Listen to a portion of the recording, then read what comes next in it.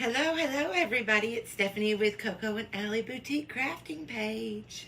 I have a really cute Dollar Tree craft that we're going to do. We are starting with 4 of these 5x7 frames, a Dollar Tree gift bag, and some glue, some twine.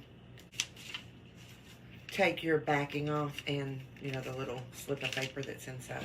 And then you see these little metal things that usually holds the backing in. I'm just flipping those back. So I'm going to start by taking the glass out. I'm just going to put just a couple little dots of super glue to hold this glass in place since it's not going to have the backing on it. And hopefully that does the trick. We'll see. So I'm just going to put some super glue along the side of this.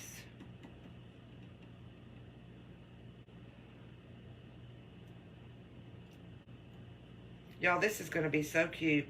Oh, come on. All along.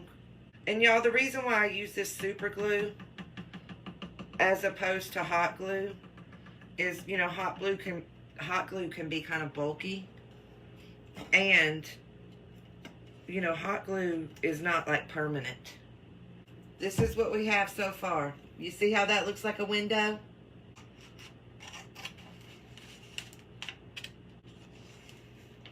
Okay.